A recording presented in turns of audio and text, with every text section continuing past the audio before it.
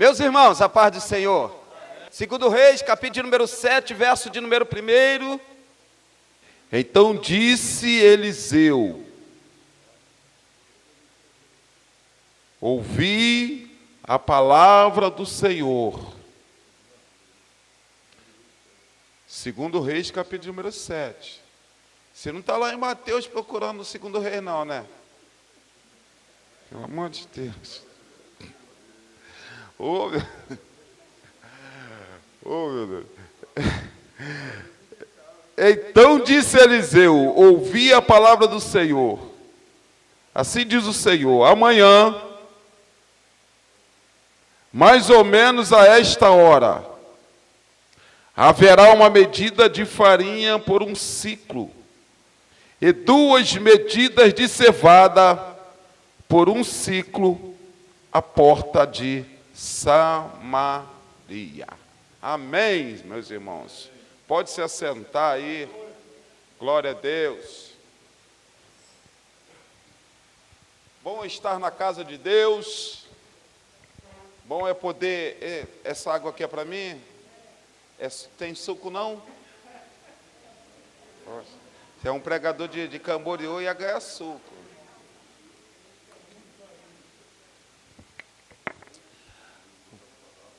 O Senhor é maravilhoso, irmão. O Senhor é bom. E a sua benignidade dura para todo sempre. Nós fizemos menção de um texto aqui, de uma passagem bíblica. Talvez você conheça, talvez sim, talvez não, né?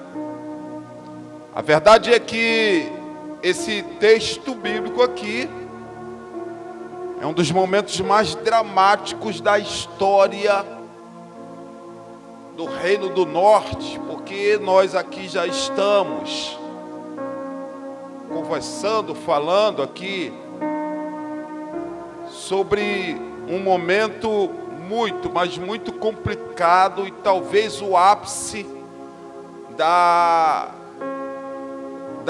degeneração humana. Esse relato ele começa lá no capítulo número 6, verso de número 24. Você pode botar aí, Samuel, para mim? Capítulo número 6, verso de número 24, para que nós possamos criar um pano de fundo, um contexto, até chegar lá no capítulo número 7.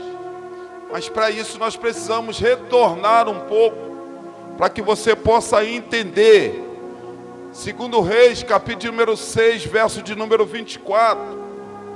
Deixa ele projetar lá para que nós possamos acompanhar e que você possa entender o que nós estamos querendo falar. No veio, nós vamos ler assim, ó.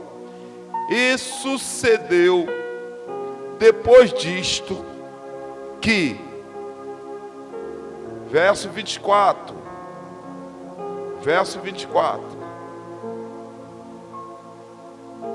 vamos lá. E sucedeu, ó, aqui começa a história do capítulo número 7, tá bom? Então queria que você me emprestasse seu coração para que você possa entender o que a palavra de Deus tem para os nossos corações nessa noite. Vamos lá. Sucedeu depois dito que Ben-Hadad, rei da Síria, ajuntou todo o seu exército e subiu e cercou a Samaria. Verso 25. E houve grande fome em Samaria. Repita comigo. E houve... Não, que essa alegria toda aí vai ter fome mesmo. Diga. E houve grande fome em Samaria. Vamos lá. E houve grande fome em Samaria. Por que houve grande fome em Samaria? Você tem que voltar o verso 24. Porque o rei da Síria sitiou a cidade, ele fechou a cidade. Vamos entender. No mundo antigo, isso era muito comum, era uma tática de guerra. Quando alguém viesse guerrear, a cidade se trancava. Volta lá no verso 25. Vamos lá. Até que se vendeu, olha, a fome foi tão extrema que a humanidade colapsou. Nós estamos falando aqui do Reino do Norte, cuja capital era Samaria. Ben-Hadad cercou a cidade, sitiou a cidade. Quem estava dentro da cidade não poderia sair, e quem estava do lado de fora não poderia entrar.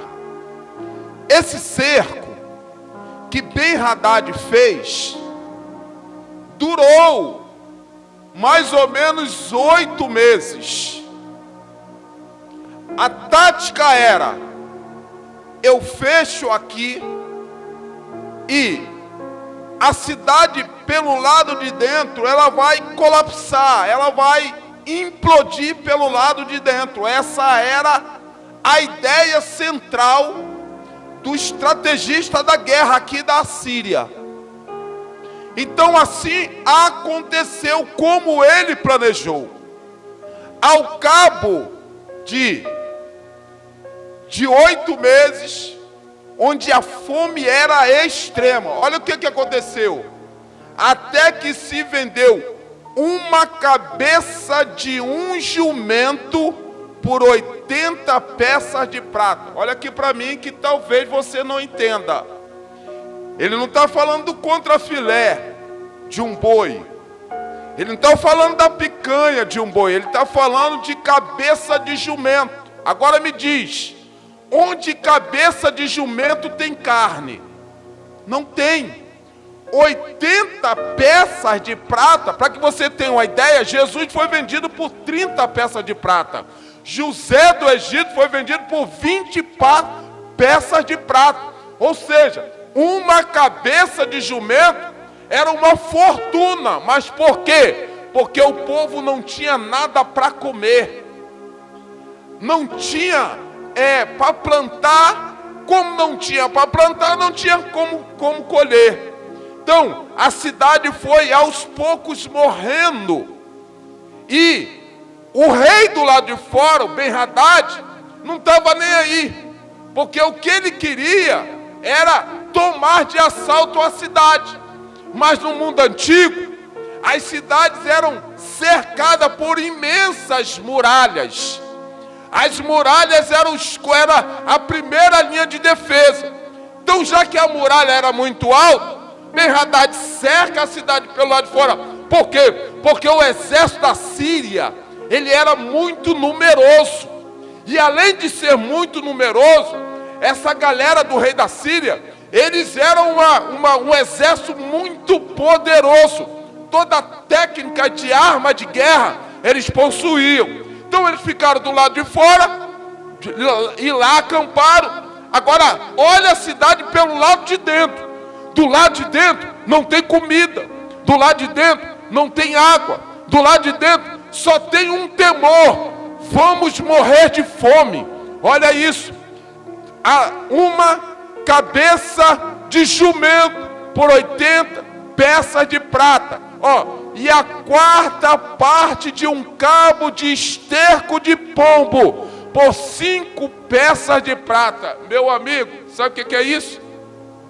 O pessoal estava vendendo uma caneca de esterco de pombo, ou seja, cocô de pombo. O pessoal estava se alimentando disso, irmão, para não morrer de fome. Agora, de qual cidade eu estou falando? Eu estou falando da cidade do Egito? Não. Eu estou falando de qual cidade? Eu estou falando de um povo que foi escolhido por Deus. Eu estou falando de um povo que tinha uma promessa de ser o povo mais abençoado da terra. Agora olha o cenário. Eles não têm nada para comer. Eles estão morrendo, sabe, de fome. Perderam a paz, perderam tudo. Aqui é a fase mais baixa que aquele povo conseguiu vivenciar naqueles tempos. Agora, por causa de quê, irmão? Nada acontece por acaso. A igreja está me ouvindo, diga amém. Vou repetir de novo para você. Nada acontece por acaso. A nossa vida é resultado das nossas ações e atitudes. O que Samaria fez? Samaria abandonou o Deus de Israel. Samaria abandonou o Deus dos céus, o Deus de Abraão, o Deus de Isaac e o Deus de Jacó. Samaria, aleluia, cujo rei ali é Jeorão, é um homem idólatra, um homem pecador, um homem perverso, filho de Acabe, aleluia. E esses homens, essa geração ali, viraram as costas para Deus. A Bíblia fala que eles colocaram imagem de escultura em cada esquina de Samaria.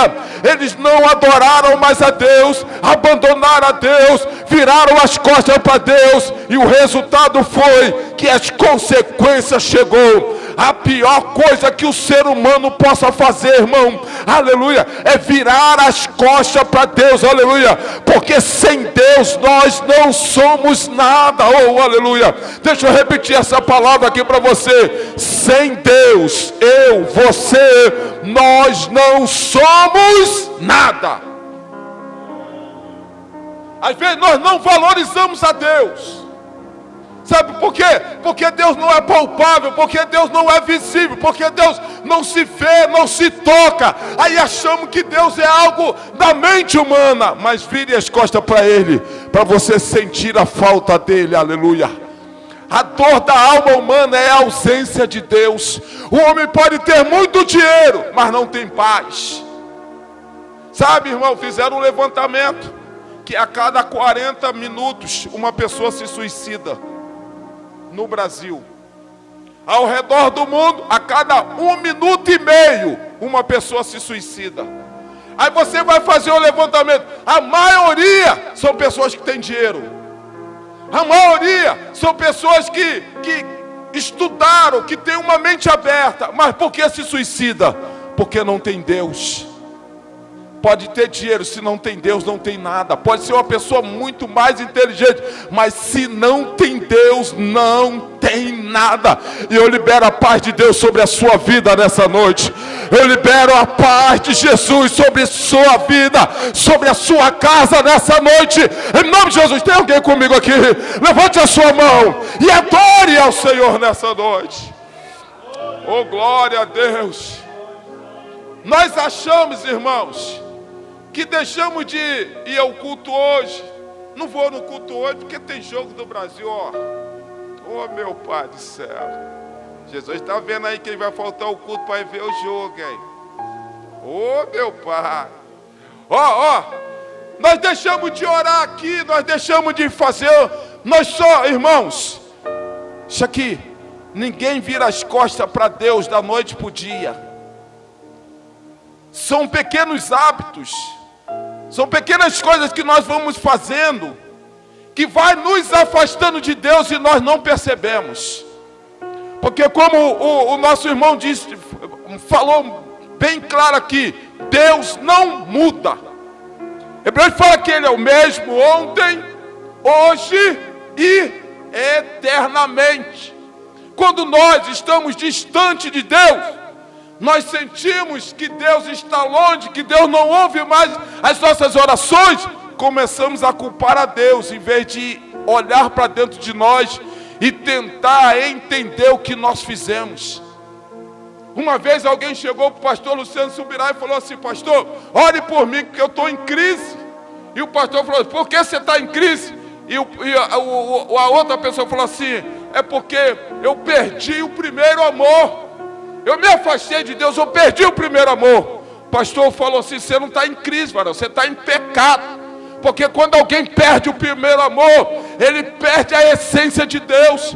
Quando alguém perde o primeiro amor, ele vem para a igreja no piloto automático. Ele vem para a igreja porque tem que vir. Ele não vem para a igreja naquele prazer de adorar a Deus. Ele não vem para a igreja naquele prazer de cultuar. Às vezes ele vem para a igreja porque quer ter uma oportunidade, porque tem que vir, porque se não vir alguém vai perguntar. Mas em nome de Jesus nessa noite, aleluia, que Deus seja o centro da sua vida, que Deus seja o centro das suas decisões, que Deus seja o centro da sua adoração. Quando nós nos afastamos de Deus, o diabo se aproxima de nós. Não tem meio termo. Ou eu sou totalmente Deus, porque não existe o crente não em cima do muro. Um dia eu sou crente, eu oro, jejum. No outro dia eu não venho para a igreja porque não falaram comigo, porque não me deram oportunidade. Esse tipo de comportamento só atrai as coisas ruins para a sua vida. Mas quando você decide servir a Deus em espírito e em verdade, como Abacuque falou, ainda que a figueira não floresça, oh glória, ainda que o fruto da oliveira minta, aleluia, ainda que nos currais não haja vaca, aleluia, todavia eu me alegrarei no Senhor e exultarei o Deus da minha salvação. Eu não sei como está a sua vida aqui nessa noite, mas a maior decisão que você tem que tomar é voltar a ter Deus como centro da sua vida. Não é cargo na igreja, não é, sabe, vir para a igreja por fim, é ter Deus como centro da sua vida. Aí você vai ver, aleluia, que as coisas da sua vida vai começar a dar certo. Passa para o verso 26 lá, profeta, ô glória. E sucedeu que passando o rei pelo muro, olha aqui, olha até que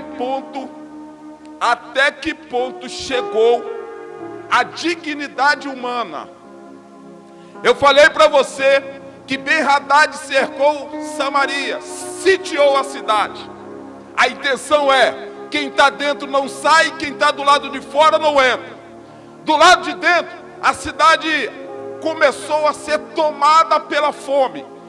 E não existe nada mais cruel do que a fome. A fome é uma morte lenta. A fome mata você primeiro por dentro, para depois te matar por fora. A fome arranca, a igreja está me ouvindo, diga amém. A fome tira a esperança do olhar. Quando a pessoa está com fome, ela não quer saber se ela vai ter dinheiro para pagar o Wi-Fi semana que vem, não. Ela quer comer. A comida faz parte da nossa existência. Ben-Hadad sabia disso. Ele cerca a cidade.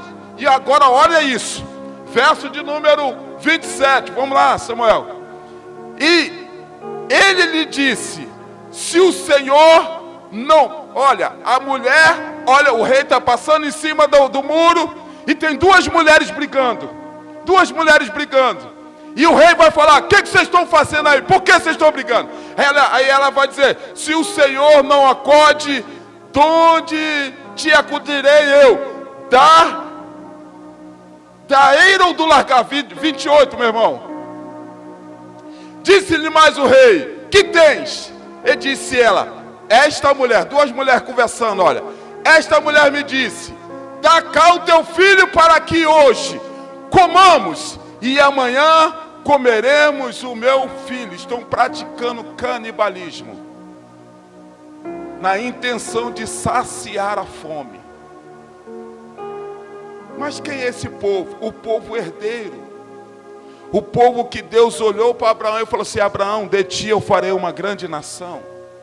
O povo que lá no capítulo de número 28, Deus vai dizer, vocês terão tanto que vão emprestar e nunca vai tomar emprestado.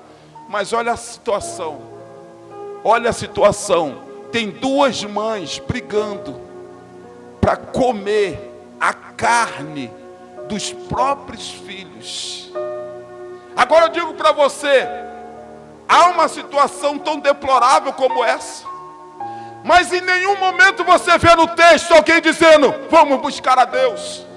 Em nenhum momento vai alguém dizer, irmão, estamos passando por essa situação, porque nós trocamos o Deus de Abraão por imagem. Não, ninguém reconhece a ausência de Deus. 29, olha. Aí ela vai dizer tudo isso, vai para o verso de número 30, profeta. E sucedeu que, ouvindo o rei as palavras desta mulher, rasgou as suas vestes e ia passando pelo mundo. E o povo viu que o rei trazia sílico por dentro sobre a sua carne. O que o rei está dizendo? O rei está vestido de uma roupa de humilhação por dentro. Mas não adianta se humilhar por dentro, para o povo ver. A verdadeira humilhação vem do coração. Oh meu Deus! A verdadeira humilhação não é que alguém diga para você como você é humilde. Não, a verdadeira humilhação é aquela que você honra a Deus, aleluia, com o seu estilo de vida. Verso de número 31, vamos andando. E diz, assim me faça Deus, e a outro tanto, se a cabeça de Eliseu, filho de Safate, hoje ficar sobre ele. Olha só, irmãos. Olha aqui isso aqui, gente. Vê se isso aqui não é o retrato do nosso tempo hoje. Oh meu Pai. A cidade está morrendo, o rei, a responsabilidade é dele, é o líder da nação, o líder da nação, o monarca da nação.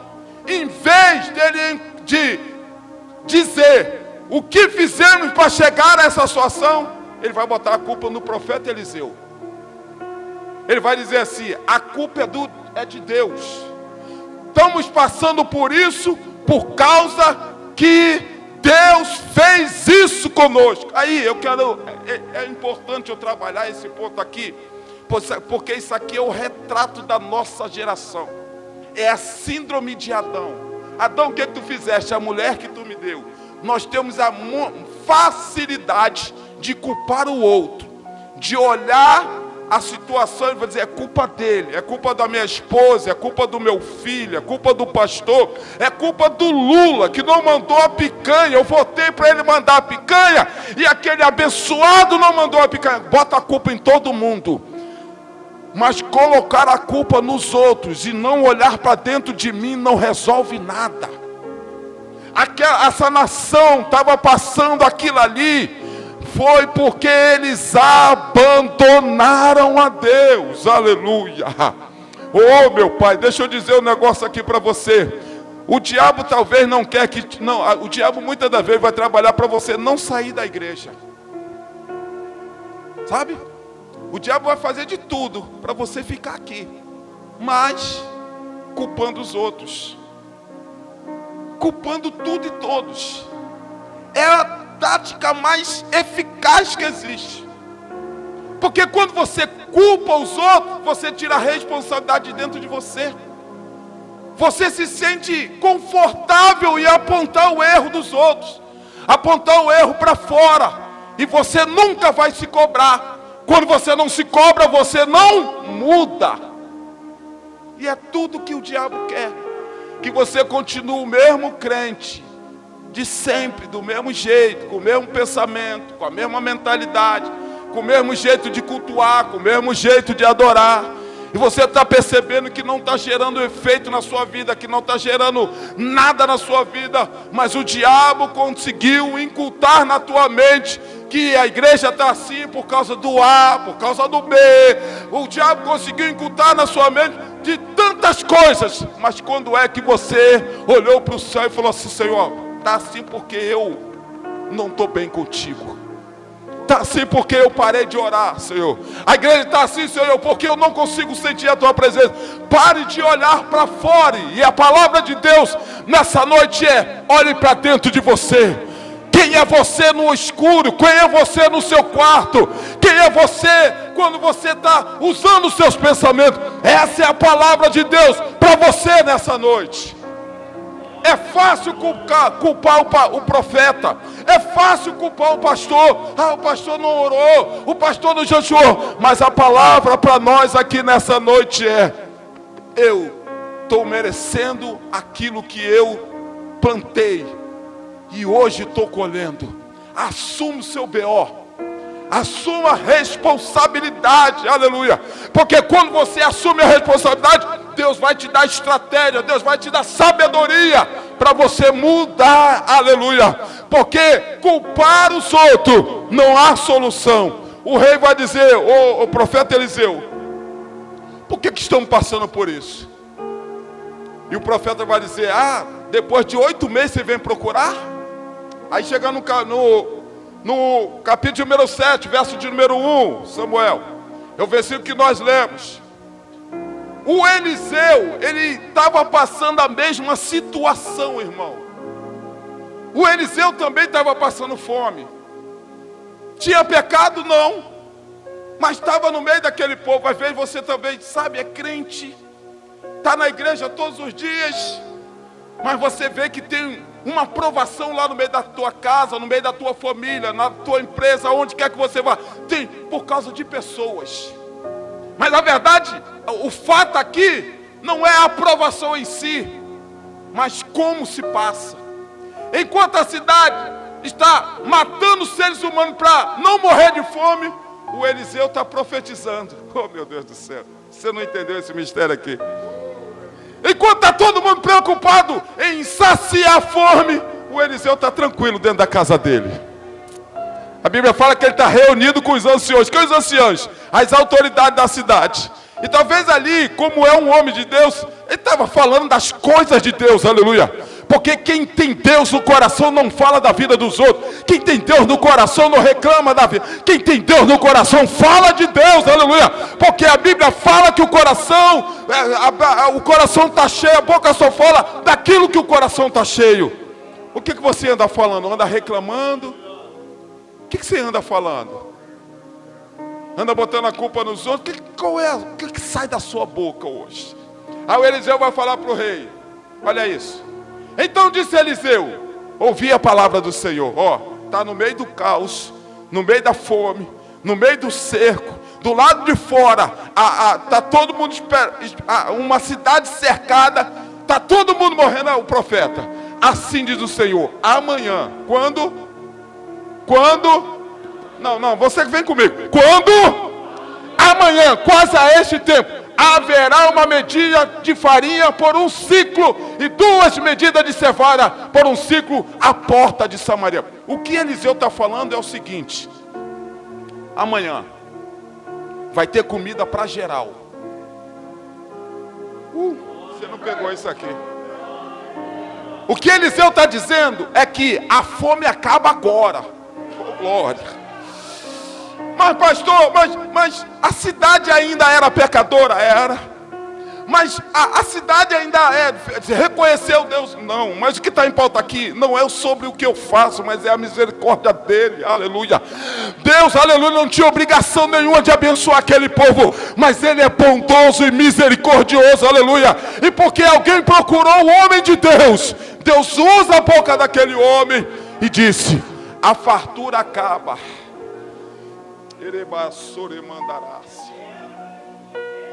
Aí um homem vai dizer assim, aí um oficial do rei vai falar assim: nem que haja janelas do céu vai ter comida para todo mundo. Porque eu não estou falando de uma família que está morrendo de fome, eu estou falando de uma cidade em peso está morrendo de fome. Não tem comida para ninguém, eles estão comendo esterco de pombo. Eles estão comendo carne humana em estado de putrefação. Eles estão praticando canibalismo. Essa era a cidade real, era a foto daquela cidade. Não tinha mercado, não tinha feira, não tinha plantação, não tinha nada. E o profeta vai dizer: amanhã acaba a fome. Aí um oficial vai dizer assim: isso é loucura, esse profeta está mentindo. Aí o profeta vai falar assim: porque tu falou isso, tu vai ver, mas não vai comer. Deixa eu dizer um negócio aqui para você. Se tem um negócio que entristece a Deus, é o murmurador de plantão. Oh, meu pai. Aqui não tem não, mas lá no dia que dá para ir deve ter uma galera. O murmurador de plantão é quando Deus fala e a pessoa olha a realidade e fala: isso é impossível. Quanto é que Deus precisa encaixar na nossa mente pequena? Quando é que nós possamos entender Deus? Se Deus falou, o que cabe a nós é só crer. Eu creio, Senhor, vai acontecer, aleluia. Se Deus prometeu fartura, está chegando fartura. Se Deus prometeu milagre, está chegando milagre. Tem alguém comigo aqui nessa noite? Aleluia. Do lado de fora da cidade tem 4 leprosos. Vê se é o verso 2 ou 3. Passa aí. 3, olha lá. 4 homens leprosos estavam à entrada da porta, ou seja, do lado de fora da cidade. Por quê? Porque eram leprosos, não podiam estar dentro da cidade. A lepra expulsava eles, não poderiam estar no meio. Estão do lado de fora. Aí eles vão olhar para eles e vão dizer assim: calma aí, gente. Se nós ficarmos aqui, nós vamos morrer mesmo. Nós não podemos entrar dentro da cidade, porque somos leprosos. Nós não podemos entrar dentro da cidade. Esses homens se alimentavam do lixo da cidade, mas a cidade parou de produzir lixo, porque eles devoravam o próprio lixo. Então eles vão olhar e falar assim: calma aí, vamos lá na Síria, vamos lá no acampamento da Síria. Por quê? Se ficar aqui vão morrer mesmo, então a gente morre lá. E foram eles. Só que Deus vai amplificar. Oh meu Deus. Só que Deus vai pegar a vida de 4 leprosos, desprezado pela cidade, abandonado pela família, estava apenas esperando a morte. E Deus vai usar esses homens para operar um milagre sem precedente. Olha o texto. Os quais disseram uns aos outros: para que estaremos nós aqui até morramos? Verso de número 4. Se dissermos, entramos na cidade, há fome na cidade, e morreremos aí. Se ficarmos aqui, também morreremos. Vamos nós agora e passamos para o arraial dos assírios. Se nós deixarem viver, viveremos. Se nos matarem, já estão morrendo mesmo. E foram eles andando em direção ao acampamento da Síria. Só que Deus lá do céu vai pegar essa situação que parecia nada, porque eu não estou falando de 4 generais, eu estou falando de homens que não tinham identidade, que não tinham nome, que não tinham nada, que ninguém dava nada por eles. Enquanto eles andavam, Deus vai fazer lá no acampamento dos assírios a terra tremer. Enquanto eles pisavam lá no acampamento da Síria, a terra. E alguém vai dizer assim: calma aí, que barulho é esse? Aí os oficiais da Assíria vão colocar o ouvido no chão e vai escutar a terra tremer. E alguém vai dizer: uai, igual o mineiro, uai, os samaritanos contrataram o exército do Egito para vir guerrear contra nós. E essa notícia eclodiu dentro do acampamento assírio. O que eles fizeram? Meteram o pé, com medo. De quem? De 4 leprosos. Não tinha uma espada, não tinha nada. Eles foram lá para morrer. E Deus pega aquela situação, aleluia, e transforma num milagre sem precedente. Ele chega no acampamento do assírio, não tem ninguém. Eles estão com a barriga nas costas. Sabe aquele pedreiro que virou um traço de massa aí de 10 carrinhos aí? Está com a barriga. Eles estão cheios da fome. Quando eles chegam na primeira tenda, picanha, carne. Ai. Tem tudo de comida. Eles caem para dentro e comem até não aguentar. Come. Aí um deles vão falar assim: uai, calma aí. Eles vão entende, não tem ninguém. Não tem um soldado assírio. Todo mundo meteu o pé. Deixaram a comida, as tendas, as roupas, deixaram tudo para trás. Porque sempre Deus tem um plano, nada é por acaso. Oh, já termino, Carlinhos, 9 horas, olha aqui, olha. Eles vão olhar e vão falar assim: gente, nossos irmãos lá dentro da cidade estão morrendo de fome. Tanta comida aqui pra gente, vamos lá. E ele volta e vai bater. no portão de Samaria. O vigia vai olhar e vai olhar. Vocês não temos comida, pode ir embora. O leproso vai falar, eu não quero comida, eu vim trazer comida. O vigia fala assim, você está doido, rapaz? A fome está te deixando delirando. Nós não temos comida. Aí eu imagino, Sandra, um leproso abrindo uma bolsa do Guanabara, cheio de comida. O vigia lá em cima cresce o olho e explode a notícia dentro da cidade, chega no ouvido do rei. O rei vai falar, não, isso é estratégia, eles estão querendo enganar a gente. Mas alguém vai falar, o rei, a gente já está ferrado mesmo, rei. Tá ruim pra gente, vamos ouvir esses camaradas aí. Deixa eu dar uma pausa aqui para dizer um negócio para você. Muitas das vezes nós julgamos o vaso. É porque é um irmãozinho que fala Jesus, anda de chinelo, às vezes nós não valorizamos a profecia que ele nos entrega. Porque nós julgamos a aparência, nós julgamos o vaso. Esses leprosos aqui nos dão uma lição muito forte. Que Deus, ele usa quem ele quer. Se Deus quiser usar o teu vizinho, que é macumbeiro, vascaíno, para te abençoar, ele vai usar, porque é ele que manda. Pare de julgar as pessoas pelo aquilo que você vê. Pare de julgar as pessoas porque talvez você não tem curso de teologia, não prega, não tem nada disso. Deus usa quem ele quer. Se Deus usou uma jumenta, por que não vai usar pessoas? Então a partir de hoje, aleluia, não julgue a pessoa. Olhe para a mensagem que ele está te entregando. Se for uma palavra que tem base bíblica, então tome para você, aleluia. Se for uma palavra de vitória que tem base bíblica, que tem cristianismo nela, então guarde no seu coração, porque no tempo de Deus vai se cumprir na sua vida. E eu termino já, antes que o Carlinhos puxe meu terno aqui. Olha aqui, o rei então vai pegar 4 cavalos, 4 cavaleiros, e vai mandar os cavaleiros lá dentro do rei, lá dentro do acampamento assírio. Quando os cavaleiros chegam lá, eu imagino os olhos dele descendo aquela lágrima aqui. E alguém falou assim, vai se cumprir a palavra do profeta Eliseu.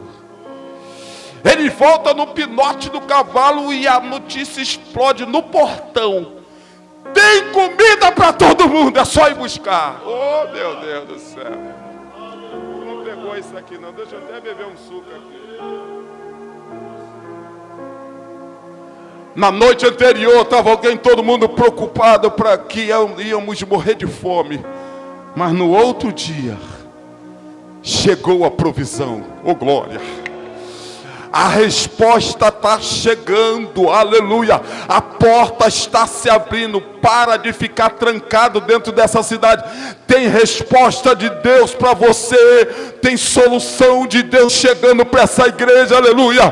Tem milagre de Deus chegando para essa casa, aleluia. Deus está enviando, as portas estão se abrindo, as janelas dos céus já estão se abrindo sobre esse lugar. Mas a grande pergunta é: tem alguém aqui nessa noite que ainda crê na palavra profética? Levante a mão e adore a Ele nessa noite.